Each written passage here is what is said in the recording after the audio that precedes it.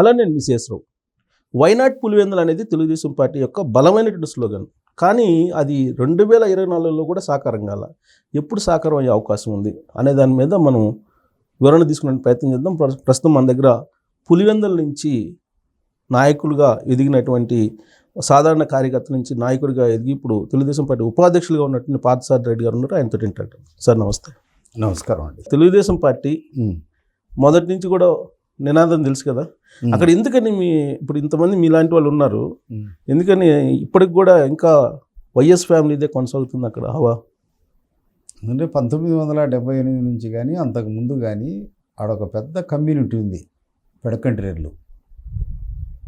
వాళ్ళని ఏ కుడి నుంచి ఎడమ వరకు ఈ దేశంలో ఉండే పార్టీలు, కమ్యూనిస్టులు కానీ, కాంగ్రెస్ కానీ, జనతా కానీ, దాని తర్వాత వచ్చిన తెలుగుదేశం కానీ ఏ రోజు కూడా ప్రోత్సహించలే. వాళ్ళకు సముచితమైనటువంటి ప్రాధాన్యత ఈలే, సీటు ఇవ్వలే, వాళ్ళకి గౌరవము ఈలే.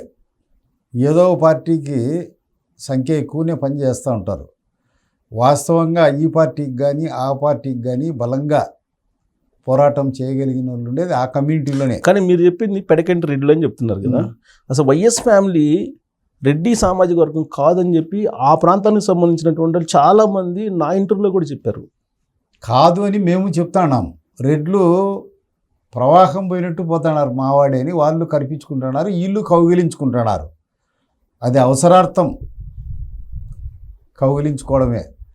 వాళ్ళు ఎప్పుడో 60-70 సంవత్సరాల కిందట రెడ్లలో చిన్న కొడిద రెడ్లుగా ఉన్నారు. చిన్న కొడిదెలు, ఓకే, సబ్ క్యాస్టల్లో. అప్పటి నుంచి క్రిస్టియన్స్గా పోయినారు.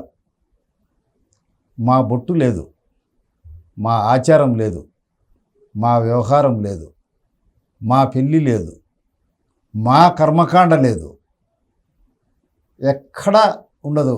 ప్రాక్టీస్ అంతా వాళ్ళు క్రిస్టియన్స్గానే. ఓట్ల కోసం వాళ్ళు చెప్తారు మనం రెడ్లమని. ఏ ఆసక్తి లేదు వాళ్ళకి హిందూ మతం మీద. మత మార్పిళ్ళు ప్రోత్సహిస్తుంటారు, అన్నీ చేస్తూ ఉంటారు. ఇన్ని చేస్తున్నప్పుడు కూడా మరి పులివెందుల ప్రజలు ఇవాళకి కూడా వాళ్ళనే ఆదరిస్తున్నారు కదా. ఇవాళకి కూడా నేను డేటా తీస్తే వాళ్ళకి 70% ఏ రోజు కూడా తగ్గకుండా వస్తున్నారు కదా. 72 100కి 100 రూపాయలు నిజం. ఇప్పుడు ఆడక్కడ కడప డిస్టిక్లో హయ్యెస్ట్ రెడ్లు ఉండేది పులివెందుల కాన్స్టిట్యున్సీ. సుమారు 75,000 76,000 ఉన్నారు. అందులో మా Pedakanti sub community sub caste 46,000 ఉండవు. ఏ పార్టీ కూడా ఇంతవరకు మా కమ్యూనిటీకి సీట్ ఇవ్వలే. సీట్ ఇవ్వకపోయినా పర్వాలే, సముచితమైనటువంటి ప్రాధాన్యత కూడా ఈలే. ఇంకా మిగతా రెడ్లంతా 10,000, 5,000, 2,000, 3,000 ఉంటారు. ఇక్కడ తెలుగుదేశం పార్టీలో కూడా ఎక్కువ భాగం ఉండేది పెడకంటి రెడ్లే మిగతా రెడ్ల కంటే. ఇప్పుడు రాజశేఖర రెడ్డి ఎప్పుడో వాళ్ళు చిన్న కొడిదల్లోనే 90% పైన వాళ్ళకి జారిపోయినారు. ఈసీ రెడ్డి ద్వారా మటాటి రెడ్లు వాళ్ళు జారిపోయినారు. 8,000, 10,000 ఉంటే బంధుత్వము అది దానివల్ల. ఇంకా మిగిలింది మేము మాకు ఏ సముచితమైన ప్రాధాన్యత ఈనప్పుడు మా ఓటర్లు కూడా పెడకంటి ఓటర్లు కూడా అంత రాలేరు కదా ముందుకు. మన వారికి ఏ ప్రాధాన్యత అయినప్పుడు మనకెందుకు అంటారు. 7 మండలాలలో విస్తారంగా ఉన్నారు పులివెందుల నియోజకవర్గంలో. ఏ రోజైతే పెడకంటి రెడ్ల కాడ సముచితమైనటువంటి ప్రాధాన్యత ఇస్తుందో ఆ రోజే రాజశేఖర రెడ్డి కుటుంబం ఓడిపోతుంది. మరి ఇప్పుడు మీరు ఉపాధ్యక్షులు తెలుగుదేశం పార్టీకి, ఈ విషయం చెప్పలేదా చంద్రబాబు గారికి? వీడియోలలో చెప్పిన పార్టీ ఆఫీసులో అందరికీ తెలుసు, చంద్రబాబుకు తెలుసు, లోకేష్కు తెలుసు, టీడీ జనార్దన్కు తెలుసు, అందరికీ తెలుసు. ఎందుకో మన్ను తిన్న పాముల మాదిరి నిశ్శబ్దంగా ఉంటారు. అది ఎటు మురుగుడ్డే. అంటే మొదటి నుంచి అక్కడ సతీష్ రెడ్డి గారు ఎక్కువ సార్లు తెలుగుదేశం పార్టీ నుంచి పోటీ చేశారు. ఆ తర్వాత ఇప్పుడు రవీంద్రనాథ్ రెడ్డి అలియాస్ బీటెక్ రవి చేస్తున్నారు అనుకోండి. మరి వీళ్ళు ఓడిపోవడానికి కారణం ఏంటి? సరే, ఓడిపోవడం తర్వాత సంగతి, ముందు అసలు వాళ్ళ గట్టి పోటీ కూడా ఇవ్వలేని పరిస్థితి ఎందుకు వస్తుంది అసలు? 95లో వేంపల్లి నుంచి సతీష్ రెడ్డి, వేముల నుంచి నేను తీవ్రంగా ప్రతిఘటించాం. ఆ ప్రతిఘటనలో భాగంగానే వేంపల్లి మండలము, వేముల మండలము, లింగాల మండలంలో జెడ్పీటీసీ 3 జెడ్పీటీసీలు 2 మండలాలు వచ్చాయి. రాజశేఖర రెడ్డికి అప్పుడు రాజకీయంగా మిగిలింది అర్ధం ప్రాణమే. మళ్ళా 96 ఎలక్షన్లలో కూడా ఆ మిగతా ప్రాణం కూడా పోయింది రాజకీయంగా. ఆ అర్థం కూడా పోయింది. జీవోత్సవం అయిపోయాడు. 96లో కూడా మ్యానిపులేట్ చేసి గెలిచాడు. అంతేనా? 96 ఎలక్షన్లో 100% మెజారిటీతో గెలిచినట్టున్నారు. అది కూడా లింగాల మండలంలో 8500 ప్రిసైడింగ్ ఆఫీసర్ సంతకం ఉండాల అప్పుడు బ్యాలెట్ కనుక. అవి లేవు. ఒక విలేజ్లో 700 ఓట్లుంటే 701 పోల్ చేశారు. అవన్నీ పక్కన పెట్టినారు. 8500 అవన్నీ పక్కన పెట్టినప్పుడు రాజమోహన్ రెడ్డి మెజారిటీలో ఉన్నాడు. ఏడ్చుకొని వాళ్ళతో అంతా నా కథ అయిపోయింది రాజకీయంగా అని చెప్పుకున్నాడు కౌంటింగ్లో. అది ఏమి జరిగిందో ఏమో తెలీదా మీకు? దాచిపెడుతున్నారా? ఏం జరిగిందో ఏమో అంటే ఏం జరిగిందో ఏమో, పైన నుంచి ఏం జరిగిందో, సొంత పార్టీ నుంచి ఏం జరిగిందో, పోలింగ్ ఆఫీసర్ల నుంచి ఏం జరిగిందో. రాజశేఖర రెడ్డిని 5200తో గెలిచినాడు అన్నారు. నేనుండా టేబుల్ నెంబర్ 12 5వ టేబుల్ నెంబర్లో ఉండా. నేనే నా చేతులతో నేను కంప్లైంట్ ఇచ్చాను అక్కడ కౌంటింగ్ ఆఫీసర్లకు. లేకుంటే ఆ రోజే రాజకీయంగా ఊపిరి ఆగిపోయేది. అది ఎక్కడి నుంచి యాక్షన్ అందిందో అందరికీ తెలుసు. ఏ ఒక్కరూ చెప్పేదానికి ఆక్సిజన్ కాస్త ముఖ్యమంత్రి అయ్యేదాకా వచ్చింది. సరే, ఇప్పుడు అదంతా అయిపోయింది. మహానాడు మొన్న పెట్టారు.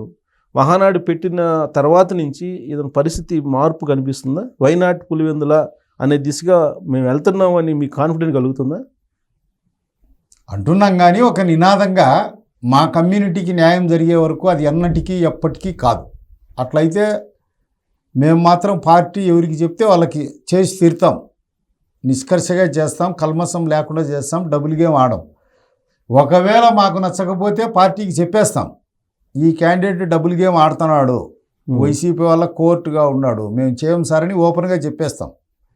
అందుకేం సందేహం లేదు. చేయడం అయితే చేస్తాము, తీవ్రంగా ప్రతిఘటిస్తాం వైసీపీ వాళ్ళను. ఆ ప్రసక్తే లేదు. మా ప్రాణం గొంతులో ఊపిరినంత వరకు ఆ కుటుంబానికి వ్యతిరేకంగానే మేము పోరాటం చేస్తాం. అందులో సందేహం లేదు. కానీ మీరు పదే గెలుపోవటంలో మేము నిర్ణయించలేము. పదే మీరు ఈ కమ్యూనిటీ గురించి చెబుతున్నారు. పెడకంటి రెడ్లు ఇవ్వట్లేదు, ప్రాధాన్యత ఇవ్వట్లేదు అని. నిజంగా ఇప్పుడు కూడా రెడ్లలో సబ్ క్యాస్ట్లకి అంత ప్రాధాన్యత ఉందంటారా? తప్పకుండా ఉంది. ఎందుకు లేదు? ఆర్థికపరమైన తారతమ్యాలు తప్ప ఈ ఉన్నాయంటారు. ఇంకా ఉన్నాయి. ఎప్పటికీ లేదు. మరి రెడ్లంతా జగన్ ఎంటమ్మడి 2019 2024 మధ్యలో 2019 ఎలక్షన్లో ట్రావెల్ అయ్యే కదా జగన్కి అంత ఘన విజయం వచ్చింది. క్రిస్టియన్స్ అంతా సాలిడ్గా వేసే కదా. అతనే మహాత్మా గాంధీ వారసుడు. దేశ స్వాతంత్రం కోసం వాళ్ళ పూర్వీకులంతా జైలుకు పోయినారు. బ్రిటిష్ వాళ్ళను విప్లవకారులుగా ఉండి కాల్చి చంపినారు. దేశం కోసం త్యాగం చేసినారని గుర్తుపెట్టుకున్నారా? స్వాతంత్రం వచ్చిన తర్వాత ఏమున్నది? ఎవరికైనా కాంగ్రెస్ పార్టీ సీటు ఇవ్వాలంటే దేశ స్వాతంత్రంలో పాల్గొని జైలుకు పోయినారా లేదా, క్విట్ ఇండియా మూవ్మెంట్లో కానీ అంత ముందు కానీ అనేది ప్రాతిపదిక. అవును. కేసులో ఉంటే టిక్కు కొడుతున్నారు. ఆర్థికము అంగము చూసేది కాదు. ఇప్పుడు అట్లా కాదు కదా. అప్పుడు మరి వాళ్ళకి ప్రాధాన్యత ఇచ్చారు కదా, కాంగ్రెస్ పార్టీ కూడా ఇచ్చింది కాబట్టి అన్ని ఏళ్ళు సర్వైవ్ అయింది. ఇప్పుడు డబ్బు ఉంటే చాలు. దారిదోపిడి దొంగలైనా సరే, ఇంకోటైనా సరే, కుడి నుంచి ఎడం వరకు భారతదేశంలో ఉండే పార్టీలన్నీ ఏమి చెప్పినా ఏమి చేసినా ఎలక్షన్లు వచ్చేందుకు డబ్బు పెట్టేవాడే కావాలా. సో మీరు చెప్తున్న దాని ప్రకారం పెడకంటి రేట్లు, పాకనాటి రేట్లు, పంట రేట్లు ఇలా చాలా రకాలు ఉన్నాయి కదా. పెళ్ళిళ్ళు చేసుకోవట్లేదా? చేసుకుంటారు. మరి ఇంకేంటి చేసుకునే ఉంటుంది. అది ఇప్పుడు ఇంకా మన తెలుగుదేశం పార్టీని ఇప్పుడు మిగతా పార్టీలో లేరా కమ్మోళ్ళు? ఎందుకు వాళ్ళు రెడ్లను మిగతా వాళ్ళను అంతా కన్సాలిడేట్ చేసుకునేదానికి జగన్ పార్టీ ఎప్పుడు చెప్తుంది? ఏం చెప్తుంది? కమ్మోళ్ళను టార్గెట్ చేస్తుంది. కమ్మోళ్ళను ఈ స్టేట్ అంతా దొంగతనాలు దోపిడీలు చేస్తున్నారు. రాజధాని చుట్టూ, అమరావతి చుట్టూ వాళ్ళే భూములు కొన్నారు. మనకు 2వ తరగతి పౌరులుగా మన రెడ్లను చూస్తున్నారు. మనమంతా కన్సాలిడేట్ కావాల్సినటువంటి అవసరం ఉంది. లేకుంటే మనం స్టేట్ వదిలిపోవాల్సింది వచ్చాది. మనమంతా ఒక్కటే, అన్ని విభేదాలు మర్చిపోయి మనం జగన్ను సీఎం చేసుకోవాలని రెడ్ల సభలు ఎక్కడ జరిగినా అక్కడ తీర్మానాలు చేస్తారు. కానీ సీనియర్ లీడర్స్ ఇప్పుడు మైసూరారెడ్డి లాంటి వాళ్ళు అతను రెడ్డే కాదని చెప్తున్నారు కదా. ఈవెన్ నేను అదే దివాకర్ చెప్తున్నా రెడ్డి, కదా. జేసీ ప్రభాకర్ రెడ్డి వీళ్ళందరూ చెబుతున్నారు కదా. నేను అదే చెప్తాడా కదా. రెడ్డ నుంచి పోయినారు 60-70 ఏళ్ళ కిందట. మా ఆచారము లేదు, వ్యవహారము లేదు, మా వేషము లేదు, మా భాష లేదు, మా బొట్టు లేదు, మా మెట్టె లేదు, మా కడెము లేదు, మా తాలిబొట్టు లేదు, మా పసుపు తాడు లేదు.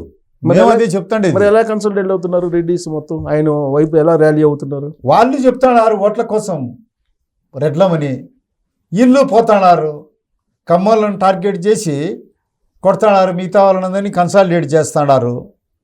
అది తెలుగుదేశం పార్టీ ఎంత తొందరగా గ్రహిస్తే అంత మంచిది.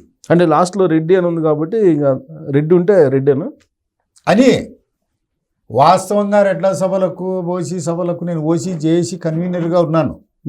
చాలా ఏళ్ళు, 5-6 ఏళ్ళు ఉన్నాను. మా నినాదం ఏమి?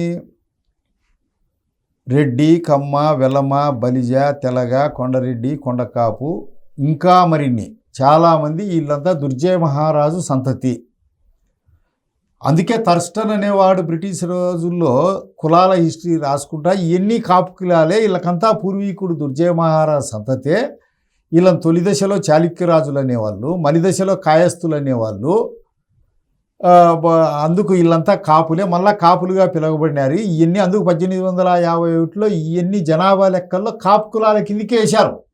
మరిన్ని తొలి దశలో మనకంటే ముందు బోయలు, కురవలు, గొల్ల, యాదవ, పాలయేకిలి ఇట్లాంటి వాళ్ళంతా వాళ్ళు ముందు జారిపోయినారు. వాళ్ళను కూడా కలిపి ఇప్పుడు గోన గన్నారెడ్డి చరిత్ర రాసినాడు. అడవి బాపిరాజు కాకతీయుల సేనాధిపతి కదా ఆయన. ప్రియాంబుల్ని రాశాడు. దుర్జయ మహారాజు సంతతేన రెడ్డి, కమ్మ, వెలమ, బలిజ, తెలగాని. ఒరే ఇల్లంతా మన అవిభక్త కుటుంబంలో భాగస్వాములు, ఇల్లు మన సోదరులు.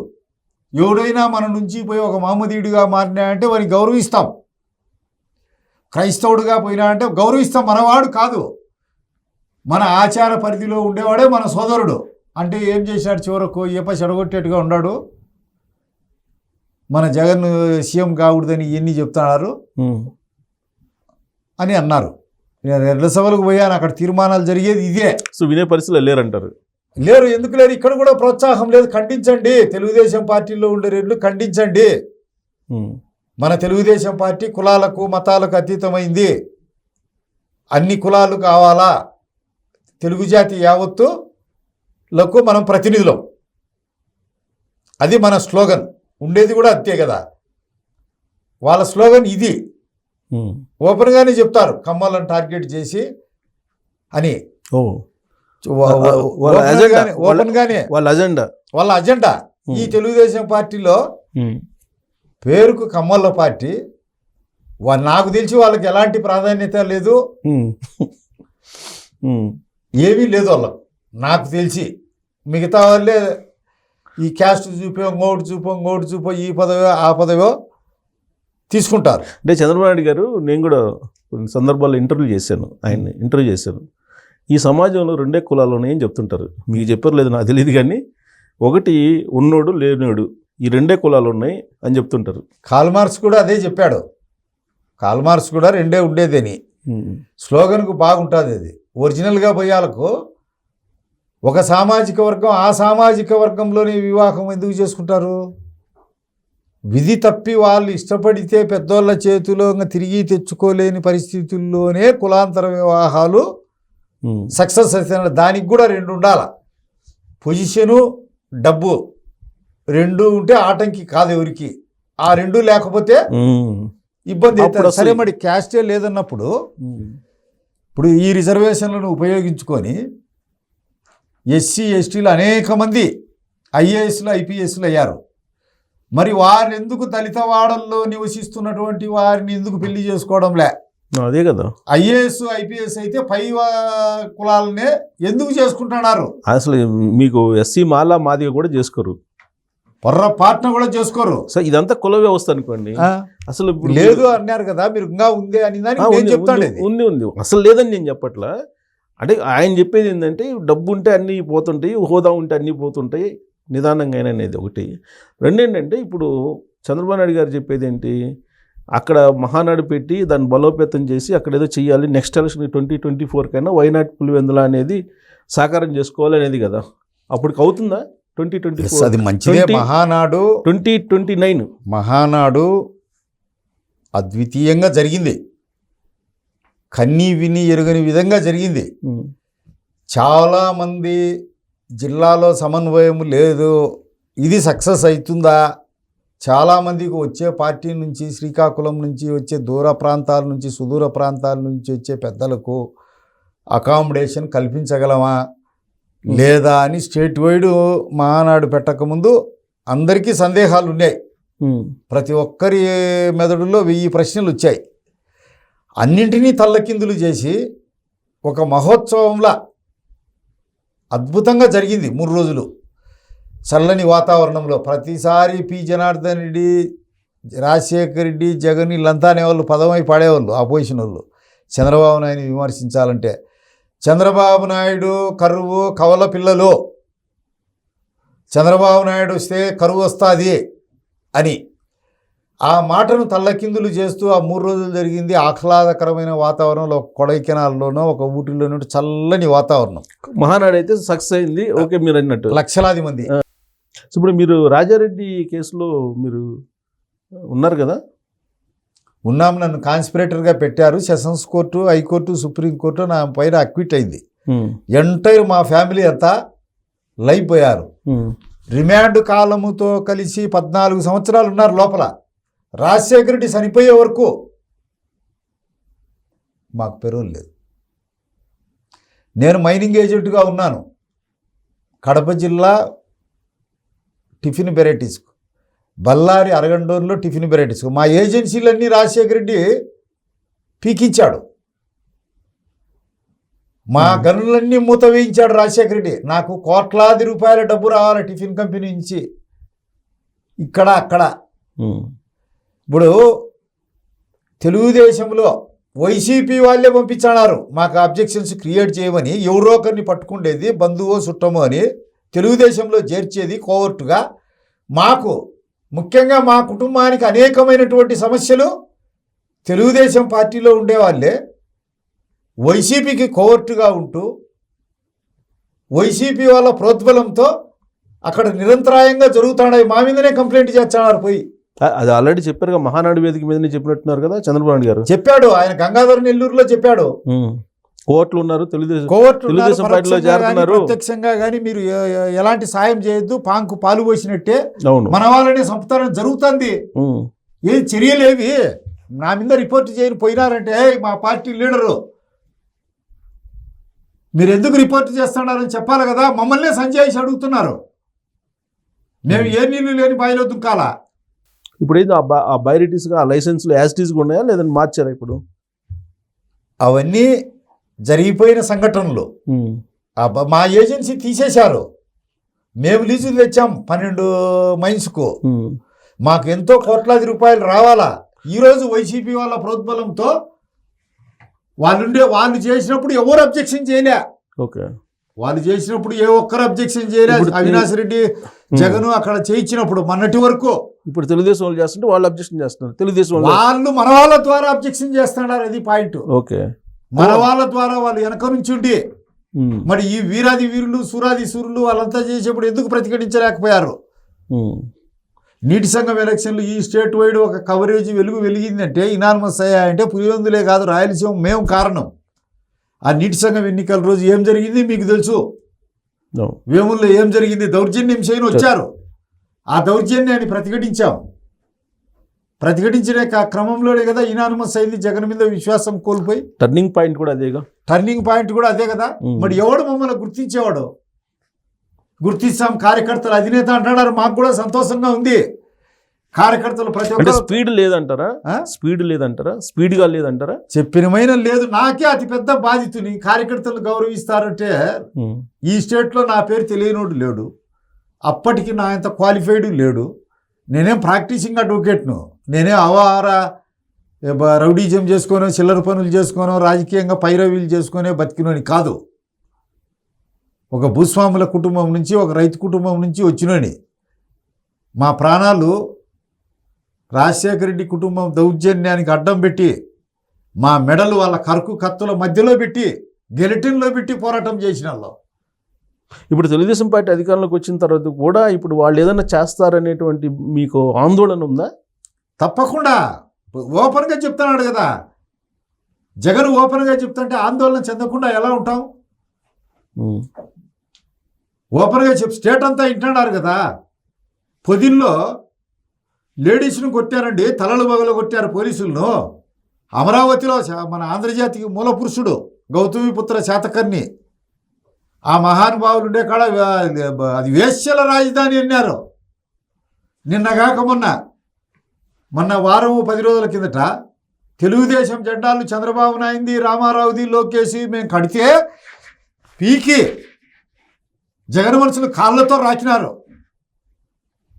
నిన్నగాక మళ్ళా పీకి రాకినారు. వాళ్ళకు భయభక్తులు ఉన్నాయా? తెలుగుదేశం అంటే లెక్కుండే అధికారి జగను నీడ నుంచి ఇప్పటికీ కూడా బయటపడడం లేదు.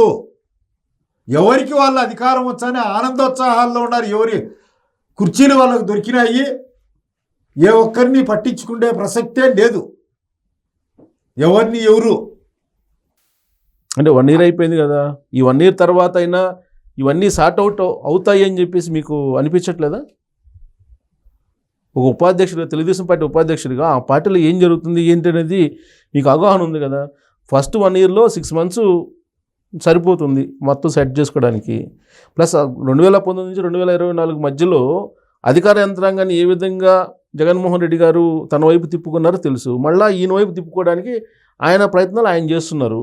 ఈ 1 year దానికి సరిపోయింది. నెక్స్ట్ ఈ తర్వాత 23 నుంచి ఆయన జిల్లాలకు వస్తున్నారని చెప్తున్నారు కదా. ఏదైనా మనం ఎక్కడ ఫెయిల్యూర్ అయినాం? 1000 సంవత్సరాలు ఈ భూమి మీద తెలుగు జాతి ఉన్నంత వరకు ఉండాలనేది నా ధ్యేయం.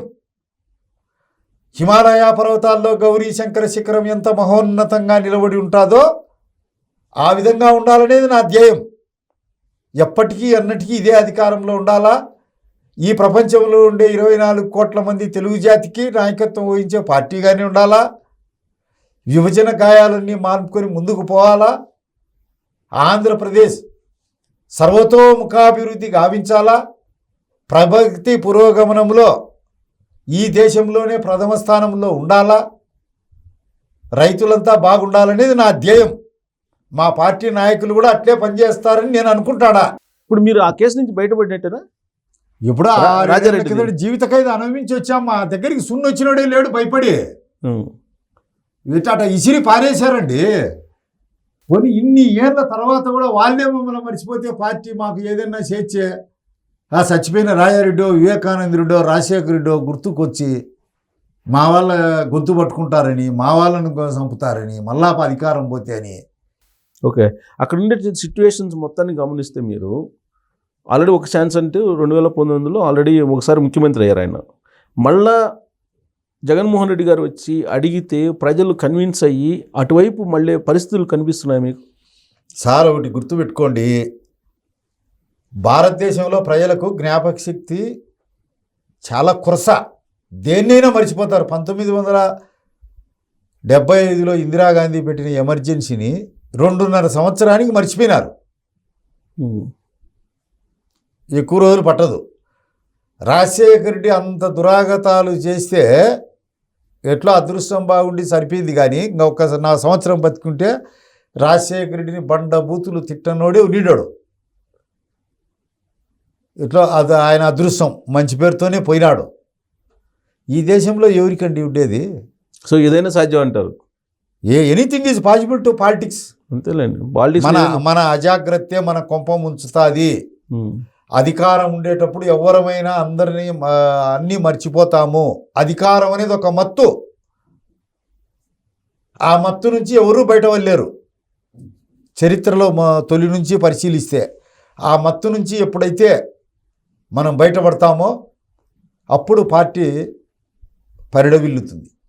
సో ఇప్పుడు తెలుగుదేశం పార్టీ పరిస్థితి మీకు తెలుసు, ఉపాధ్యక్షుడు కాబట్టి లోపల ఏం జరుగుతుంది, లోపల ఎలాంటి సిచ్యువేషన్స్ ఉన్నాయనేది. అట్ ద సేమ్ టైం ప్రత్యర్థి పార్టీగా ఉన్నటువంటి వైఎస్ఆర్ కాంగ్రెస్ పార్టీ పరిస్థితి ఏంటి అనేది కూడా మీరు ఆలోచిస్తారుగా. ఒక ప్రత్యర్థి పార్టీ అసలు ఏంటి, దాని పరిస్థితి ఏంటి అనేది దాంట్లో ఏం కనిపిస్తుంది? ఒక్కటే వాళ్ళ టార్గెట్, రెడ్లను క్రిస్టియన్లను కన్సాలిడేట్ చేస్తాం. చేసుకుంటారు కూడా. ఖమ్మాలను టార్గెట్ చేసి మిగతా వాళ్ళనంతా కన్సాలిడేట్ చేస్తాం, వీళ్ళు తినిపోయినారని. ఆ ప్రయత్నం 2024లో చేశారు కదా, ఫెయిల్ అయ్యారు కదా. 2019లో సక్సెస్ అయ్యారు కదా. ఒక్క ఛాన్స్ అనేది కదా సక్సెస్ కాదు, ఒక ఛాన్స్, అది మర్చిపోతారు. మళ్ళా మర్చిపోతారు. ఈ గాయాలన్నీ ఇప్పుడు ఈ తన్నులు తిన్నోళ్ళు 6 మంది చచ్చిపోతారు, ముస్లిం ముత్తకాయిలంతా. జగన్ చేతిలో తన్నులు తిన్నోళ్ళు ఉంటారు కదా, వయసు మీరినోళ్ళు, షుగర్తోనో బీపీతోనో హార్ట్తోనో. కొత్తతనం వచ్చేస్తుంది 5 ఏళ్లకు. 5 ఏళ్ళ కంటే చాలా గ్యాప్, అదంతా మర్చిపోతారు, మళ్ళా వేస్తారు. ఇది ఒక రొటీన్, వీళ్ళు నచ్చక వాళ్ళు నచ్చక వీళ్ళు. ఇప్పుడు ఈ వివేకానంద మర్డర్ తర్వాత జరిగిన పరిణామాలన్నీ ఇప్పటి వరకు అసలు క్లారిటీ వచ్చిందా కడప జిల్లాలో? మిగతా రాష్ట్రంలో సర్వ సంగతి, కడప జిల్లాలో అసలు వివేకానంద రెడ్డిని ఎవరు మర్డర్ చేశారు అనేది అందరికీ తేటతలమేనా? ఆంధ్ర రాష్ట్రంలో యావత్తు పులివెందుల తాలూకాలో 2,22,000 ఓటర్లు ఉన్నాయి. ఆ పులివెందుల నియోజకవర్గంలో వాళ్ళ ఇళ్లలో పనిచేసే డ్రైవర్లు, అటెండర్ల కాడ నుంచి ఈ వివేకానంద రెడ్డిని చంపించింది వైఎస్ భారతి, వైఎస్ జగను. ఆ కత్తి పట్టే వాళ్ళ వెనక వాళ్ళే, పట్టించింది వాళ్ళే, చంపింది వాళ్ళే అనేది చిన్న పిల్లల కాడ నుంచి తెలుసు. మంత క్లారిటీ ఉన్నప్పుడు మళ్ళీ వాళ్ళ వైపు ఓటర్స్ అయినా పులివెందుల్లో 62,000తో గెలిచారు. ప్రజల మెంటాలిటీ ఎట్లుంటుందంటే, ఇప్పుడు అన్నమయ్య ప్రాజెక్టు 39 మంది చనిపోయారా, కొన్ని వేల పశువులను కొట్టుకొని పోయా, కొంప గోడు బోకి బోలే అన్నీ కొట్టుకొని పోయా. ఆడ ఏ పార్టీ వచ్చింది? సో అవన్నీ క్రైటీరియా కాదంటారు, గెలుపోవడం అవన్నీ క్రైటీరియా కాదు. వాడు ఒకటే కసిగా ఉండండి, నేను సీఎం కావాలా, మనలో ఉండే లోపాలు వానికి ఆయుధాలు. వాళ్ళ కార్యకర్తలు ముందుకు పడతారండి, దుంకుతారు. మనం ప్రజల్లోకి పోవాలంటే 3 ఏళ్ళు పట్టింది. సంవత్సరం లోపలనే వాళ్ళు బయటకు వచ్చారు. వెన్నుపోటు తినవని పొదిలికి లెక్క పెడతానాడు, అపాలజీ చెప్పినాడా జగను? ఇప్పుడు ఈడ వేశ్యలు అన్నారు, ఎవడన్నా ఇంతమంది అరుచున్నారు, వాళ్ళకి క్షమాపణ చెప్పినారు? ఎవరన్నా చెప్పారా? ఎవరన్నా చెప్పినట్టే చెప్పారు. వాళ్ళకు పరివర్తన వచ్చి చెప్పారా? ఎడన్నా జడుస్తున్నారా? వాళ్ళు అధికారులంతా వాళ్ళ నీడలోనే ఉండారు. మొట్టమొదట సగటు కార్యకర్త కోరుకుండేది ఆపొద్దు అయితే తెలుగుదేశం పార్టీ కార్యకర్తలను 2019 నుంచి 2024 వరకు తెలుగుదేశం పార్టీ కార్యకర్తలను, లీడర్లను రాచి రంపాన పెట్టినారో వారిని చట్టబద్ధంగా, ప్రజాస్వామ్యబద్ధంగా వెంటనే అవి కోరుకుంటున్నారు. కానీ ఇప్పటికే అరెస్ట్ చేస్తుంది ఈ ప్రభుత్వం అని చెప్పి గగ్గోలు పెడుతున్నారు కదా వాళ్ళు. ఏ ఒక్కరు వాళ్ళు చేసిన దుర్మార్గుని సకాలంలో శిక్షించకపోయినా పరిపాలకుడు చేతగాని వాడే అంటారు, అది ఓటమికి దారి తీస్తుంది. చరిత్రలో ఎక్కడ చూసినా ఇప్పుడు జరుగుతున్నటువంటి అరెస్టులకే ప్రజాస్వామ్యం కూని అయిపోయింది, రాజ్యాంగం లేదు, అదేదో రెడ్ బుక్ అని చెప్పి అంటున్నారు కదా వాళ్ళు. ఇంకా ప్రజాస్వామ్యాన్ని మీరు చెప్పినట్టు అప్పుడు ఆయన ఎవరి మీద అయితే కేసులు పెట్టారు అవన్నీ చేయాలంటే జైలు పట్టవేమో. ప్రజాస్వామ్యాన్ని కూని చేసింది ఎవరు? రాజ్యాంగాన్ని తగలబెట్టింది ఎవరు? తెలుగు తల్లికి బట్టలు ఇప్పింది ఎవరు?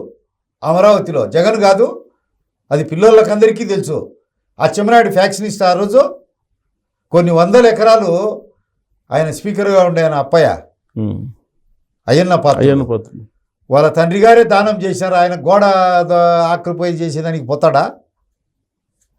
వాళ్ళ తండ్రి కాలంలోనే ఉండే జేసీ ప్రభాకర్ రెడ్డికి బస్సులు, జేసీ నాయుడు డ్యామ్ నుంచి 70 ఏళ్ళ కిందట బస్సుల్లో అక్రమం చేస్తాడా? కొల్లు రవీంద్ర ఎన్ని కూలీలు చేసిటాడు? ఎంతమందిని జైలుకెత్తింది? 40% ఓటు తగ్గిందా వాళ్ళకు? చెడు వాళ్ళను దండించలేనప్పుడు రాజ్య వ్యవస్థ నమ్మరు ప్రజలు. ముందు రక్షణ కల్పించాలి కార్యకర్తలకు. ఈరోజు అధికారం ఉందని కాదు సార్, అది ఒక ఆస్పెక్ట్. జగన్ గురించి వాళ్ళ చెల్లెలు చెప్తున్నారు, వాళ్ళ తల్లి చెప్తున్నారు, ఇంకొక చెల్లెలు వివేకానంద రెడ్డి గారి కుమార్తె ఆవిడ చెప్తున్నారు. ఇంతమంది చెప్తున్నా కానీ ప్రజలు వినే పరిస్థితి లేదంటారా జగన్మోహన్ రెడ్డి గారి గురించి? ఏమి వినరు ప్రజలకు. ఆ రోజు డబ్బులు కావాలా, ఉచిత పథకాలు మనం ఇచ్చినా తింటారు, వాళ్ళు ఇచ్చినా తింటారు, రేపు ఎక్కువ బెనిఫిట్స్ ఇచ్చి ఆ వైపు మొగ్గు చూపుతారు. అవన్నీ అటువంటి ప్రజాభిప్రాయం అంతా ప్రాక్టికల్గా చెప్పాల్సి ఉంటే మిస్సాల మీద తేనె ఇటంటే పోతుంది. ఉచిత పథకాలు ఎవరిచ్చినా తీసుకుంటారు. ఎవరిది రూలింగ్ ఉంటే వాళ్ళు ఆహో ఓహో ఇంద్రుడు దేవేంద్రుడు మహేంద్రుడు అని శ్లాఘిస్తారు. అది అపోజిషన్లో ఉంటే అబ్బా పనికిరాని వాడు అని తిరిగి కూడా చూర్రు. అది లోక సహజం, ఈ దేశంలో నడుస్తుంది. సో మీరు అడ్వకేటు, పొలిటీషియను, తర్వాత కడప జిల్లాకు సంబంధించి ప్రతి అంశం మీకు తెలుసు. కేంద్రంలో ఏం జరుగుతుందో తెలుసు, రాష్ట్రంలో ఏం జరుగుతుందో తెలుసు. జగన్మోహన్ రెడ్డి గారిని అరెస్ట్ చేస్తారా? అరెస్ట్ అవుతాడా? అరెస్ట్ అయ్యే అవకాశం ఉందా? కావాలని సగటు తెలుగుదేశము 1,200,000 మంది ఎంతో కార్యకర్తలు ఉన్నారు కదా, ఓటింగ్ పెట్టినా ఒక్క ఓటు కూడా అరెస్ట్ చేయొద్దు అన్నారు. వెంటనే అరెస్ట్ చేయాలి, ఇయ్యాలకే పోయి ఉండాలి. అది మీ డిమాండ్, అది కాదు నేను అంటుంది. పరిస్థితులు అరెస్ట్ చేసే దిశగా ఉన్నాయా? అది చెప్పలేం. పార్టీకి అంత గుండె ఉందో లేదో చెప్పలేం. అదే మీరు ఉపాధ్యక్షుడిగా ఉన్నారు, మీకే తెలీదా? ఏ ఉన్నా కానీ పార్టీలో ఇప్పుడు అందరికీ తెలిసిందే, నాకు తెలిసింది. పార్టీ బాగుండాలనే ఒక ఉపాధ్యక్షుడిగా నా పోరాటము, నా ఆరాటము, నా తాపత్రయం ఉంది. ఎప్పటికీ ఎన్నటికీ ఓడిపోకూడదు. జగన్ చేతిలో అరాచకానికి, బాధలకు ఏ కార్యకర్త, ఏ లీడర్ గురి కాకూడదని నేను ఆవేదన చెందుతాను. అది జరగాలంటే ఏం చేయాలి? ఇప్పుడు ఇమ్మీడియట్గా అరెస్ట్ చేయాలి. జగన్ అరెస్ట్ చేస్తే అరెస్ట్ చేయాలి. ఇప్పటికే చేసిండు. అలా మళ్ళీ 2-3 తర్వాత చెప్తే జైలుకు పోయినాడు అని సానుభూతి కొడతాడు. ముందు జరిగింది అదే కదా, దోపిడీలు దొంగతనాలు చేసినాడు. ప్రజల సొమ్ము వాళ్ళ నాయన అడ్డం పెట్టుకొని 100,000 కోట్లు తిన్నాడా అందరికీ తెలుసు కదా. అయ్యో పాపం జైలు వేసాడని సానుభూతి కొట్టినాడా లేదా? అటువంటి వాళ్ళని శిక్షించాల. చంద్రబాబు నాయుడు ముందు గొప్ప పరిపాలన దురంధరుడు, దానికి ఏమీ సందేహం లే. మాకు తండ్రి వంటి వాడు. ఈ మామూలు గౌతమిపుత్ర శాతకర్ణులు, కాకతీయులు, వాళ్ళ తర్వాత రెడ్డిరాజులు, విజయనగర చక్రవర్తులు, రేకపల్లి ప్రళయ నాయకులు, కాపై నాయకులు, జల్లిపల్లి వెలమ బాపినేని సిద్ధయ్య నాయుళ్ళు, వీళ్ళ తర్వాత రామారావు తర్వాత ఇంకా ఒకరిద్దరు సంజీవ్ రెడ్డి టటోళ్ళు ఉండొచ్చు. తెలుగు జాతి చరిత్ర నిలబెట్టిన తర్వాత అంతటి వాడు, దానికి సందేహమే లేదు. ఆంధ్రజాతిని వైతాళికుడు, మేల్కొలపాలని పుట్టినటువంటి మహానుభావుడు కాదన్ను. పోలవరం పూర్తి చేస్తాడు, అమరావతి పూర్తి చేస్తాడు, ఈ కర్నూలుకు హైకోర్టు బెంచ్ ఇస్తాడు, రోడ్లన్నీ ఇప్పటికే మరమ్మత్తు చేశాడు, అందరికీ పెన్షన్లు ఇస్తాడు, అన్నీ ఇస్తాడు. కానీ రక్షణ అనేది ఉండాలి. సో మంచి రక్షణ లేకుంటే మంచితనమా మెతకతనమా మీకు కనిపిస్తుంది చంద్రబాబు గారిలో? మెతకతనము అంటే మెతకా కాదు, గట్టి లేక కాదు. అది ఇంకా మీరే నిర్ణయించుకోవాలా. ఆయన గురించి తండ్రి వంటి వాడు. మీరు చెప్పినట్టు జగన్మోహన్ రెడ్డి గారిని అరెస్ట్ చేయటం, లేదంటే కోర్టులు ఏర్పాటు చేయటం, ఇవన్నీ మీ జరగట్లేదు చెప్పినంతగా అని చెప్పి మీరు అంటున్నారు కదా. దానికి కారణం ఏంటి? మెతకదన్నమా, మంచితనమా? దగ్గరనే పెట్టుకొని వైసీపీకి అంటగాగే కోవర్ట్లను, వాళ్ళతో సన్నిహిత సంబంధ బాంధవ్యం ఉండే వాళ్ళను ఆ మాట ఎందుకు అనాలా? ఆ మాట కూడా అనకూడదు కదా. అనాల్సిన అవసరంలో అన్నప్పుడు కఠినంగా ఉండాలి వాళ్ళ విషయంలో. అవతల పార్టీలో కలవకూడదు, మన పార్టీ సిద్ధాంతాలు తీసుకొని పోండి అని. అయినా కానీ ఈ విష ప్రచారాన్ని పార్టీ అధికారం లేకొచ్చింది. అపోజిషన్లో ఉన్నప్పుడు ప్రతి కార్యకర్త, ప్రతి లీడరు ప్రెస్సుకు పోయేవాళ్ళు, మీటింగ్లకు పోయేవాళ్ళు, పాదయాత్రలు చేసేవాళ్ళు, అన్నీ చేసేవాళ్ళు. ఇప్పుడు ఏ ఒక్కరైనా కానీ ఎంతమంది ఖండిస్తున్నారు వాళ్ళ దురాగతాలను, జగన్ను చేసిన దురాగతాలను? సో పరిపాలన పరంగా తీసుకుందాం. పోనీ మీ కార్యకర్తలు, మీ లీడర్లు ఈ పక్కన పెడదాం కొద్దిసేపు. ఈ 1 year పరిపాలన పరంగా అబ్జర్వ్ చేస్తే బాగానే ఉన్నట్టు అనిపిస్తుందా? పరిపాలన పరంగా చూస్తే సంక్షేమ పథకాలు కానీ, అభివృద్ధి కానీ, వీటన్ని పరిపాలన పరంగా 100కు 100 మార్కులు. దాన్ని ఇప్పుడే కాదు, ఎప్పుడు కూడా పరిపాలన ఈ దేశంలో అవతల పార్టీ వాళ్ళు కూడా చంద్రబాబు నాయుడు గారిని తప్పులు పట్టలేరు. సరే మోతాదు, సరే కొద్దిగా ఎక్కువ తక్కువ పరిపాలనలో రాజశేఖర రెడ్డి, జగన్ వీళ్ళంతా కూడా ఈ దేశంలో పరిపాలించిన వాళ్ళు. ఆయన ఖాళీ గొటికి కూడా చాలా మంది తీటురారు. ఫైనల్ గా మీరు కడప జిల్లా నుంచి ఉన్నారు కాబట్టి జగన్మోహన్ రెడ్డి గారు, తర్వాత షర్మిల గారు, విజయమ్మ గారు, వీళ్ళంతా మళ్ళీ ఒకటి అయ్యే అవకాశం ఉందా? 100కి 100 ఉంది. చర్చిలో కలుసుకుంటారు, వాళ్ళకి రాజీ చేసే ఫాస్టర్లు ఉంటారు. Anything is possible to politics. ఆమెకు ఒక రాజ్యసభ అది పంచేయడం లేదనే కదా. వాళ్ళ తండ్రి నుంచి సంక్రమించినటువంటి ఆస్తులు అన్యాయంగా, అక్రమంగా వచ్చింది పంచలేదనే కదా బాధ. ఇప్పుడు ఇది జరుగుతుందంతా నాటకమా? నాటకమని అనుకోని ఇప్పటికైతే కరెక్ట్ ఉండొచ్చు, అట్లా కూడా ఉండొచ్చు. సో తెలుగుదేశం పార్టీ ఓట్లు చీల్చడం వల్ల బెనిఫిట్ అవుతుందని. ఉమ్, ఇప్పుడు షర్మిల వల్ల వాళ్ళకే బెనిఫిట్ అయింది. ఉమ్, పులివెందుల్లో ఎమ్మెల్యే క్యాండిడేట్కి 12,000 ఓట్లు వచ్చాయి. అవును. వాని ఊరు పేరు కూడా తెలియదు. ఉమ్. షర్మిలాకి అప్పటికప్పటికి వచ్చి 1,46,000 42,000 పులివెందుల వచ్చాయి. ఎమ్మెల్యే తెలుగుదేశం ఊరి పేరు తెలీదా? ఆ? పులివెందుల ఎమ్మెల్యే ఏం contested తెలియదు. ఆ. ఎవరికి తెలియదు, ఎవరిని ఓట్లు అడగలే. 12,000 వచ్చాయి. ఉమ్, ఓ దమ్మిడి ఖర్చు పెట్టలే. షర్మిలాకు 1,46,000 వచ్చాయి. అవన్నీ ఎవరి వాళ్ళ జీవితాయని మా వాళ్ళు అనుకున్నారు.